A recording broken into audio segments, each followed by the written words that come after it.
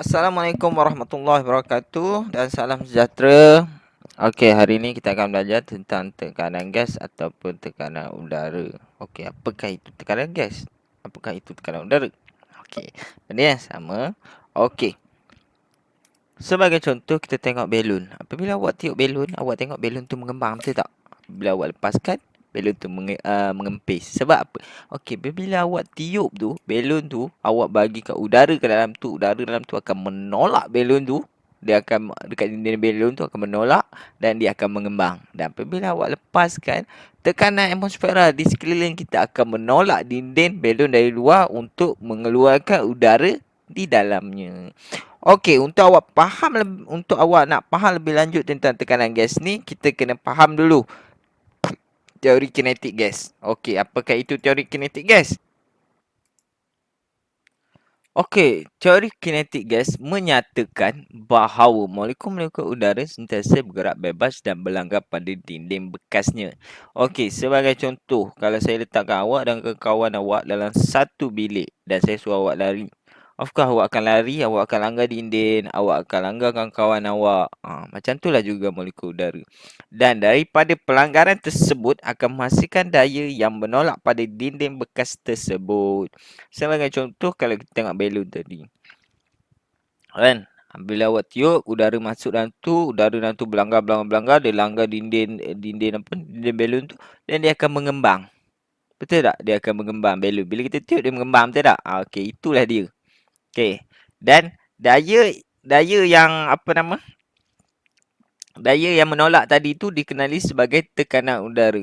So sebab tu kalau awak tiup belon tu, itu dinamakan sebagai tekanan udara yang hari ni kita nak belajar. Okey.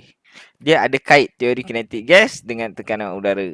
So kalau awak tak faham teori kinetik gas, sukalah untuk awak nak faham tekanan udara. Okey. Tekanan udara ini dipengaruhi oleh dua faktor. Yang pertama adalah isi padu dan yang kedua adalah suhu. Okey. Kita pergi kepada faktor yang pertama iaitu isi padu. Okey, kita tengok yang pertama. Kita tengok gambar ni. Kita tengok gambar yang pertama. Gambar pertama ni apa? Bekas yang sebelum dimampatkan dan gambar yang kedua ni adalah bekas yang selepas dimampatkan. Okey, kita tengok ni. Kita tengok point dulu. Apabila bekas tertutup dimampatkan, isi padu ruang di dalam bekas dikurangkan. Hal ini menyebabkan zarah-zarah udara berlanggar lebih kerap dengan dinding bekas dan tekanan udara di dalam bekas meningkat. Okey, kalau kita tengok gambar yang pertama. Kalau kita tengok gambar yang pertama, kita nampak apa? Zarah-zarah dia bergerak bebas tetapi tak berlanggar, bukan tak berlanggar. Jarang berlanggar dengan satu sama lain dan bekas juga. Dia jarang langgar dengan bekas.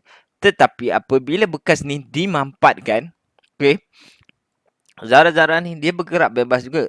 Tetapi dia lebih kerap untuk berlanggar dengan sesama zarah dan kerap juga untuk berlanggar dengan dinding.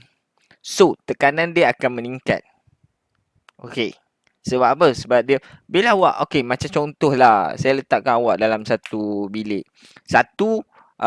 Mula saya letak awak dalam bilik yang besar. Awak bebas, betul? Awak bebas nak bergerak. Awak tak ada pun nak berlanggar dengan member awak, betul tak? Tak ada pun nak langgar dengan dinding. Tapi cuba saya letak dalam satu bilik yang kecil. Saya suruh awak berlari juga. Sama macam yang tadi lah. So berlari. Tapi bilik tu kecil. Mesti awak stres. Asyik langgar dengan member. Kejap langgar dengan dinding. Okay. Untuk faktor isi padu ni, kalau tengok, apabila isi padu berkurang, zarah-zarah udara berlanggar lebih kerap dengan dinding bekas dan tekanan udara di dalam bekas akan meningkat. Dekat sini awak kena tahu, apabila isi padu dia besar, maka tekanan dia rendah. Apabila isi padu dia rendah, isi padu dia berkurang, maka tekanan dia akan meningkat, akan bertambah. Okey. Ini untuk isi padu. Okey, kita pergi pada faktor yang kedua iaitu suhu. Okey, ada dua ni kita tengok. Ini adalah hubungan suhu dengan tekanan udara. Ini adalah zarah-zarah udara, ni pun zarah-zarah udara. Ini dekat kawasan sejuk, ini kawasan panas. Okey. Semakin rendah suhu, semakin lambat gerakan zarah-zarah udara. Sebab apa? Sebagai contoh je lah, kita senang cakap.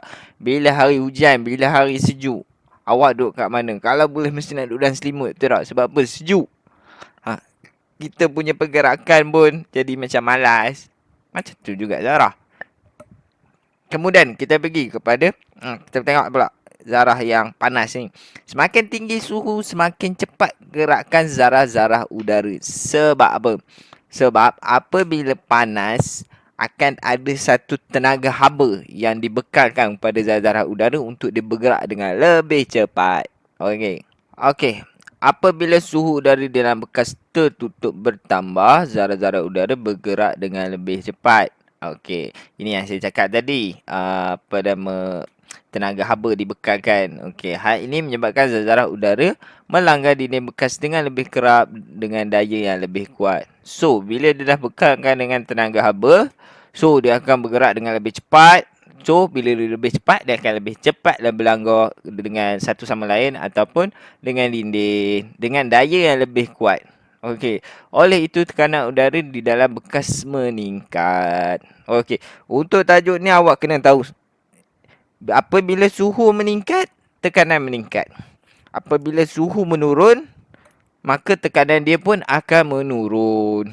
Okey, so habislah kita tentang tekanan gas.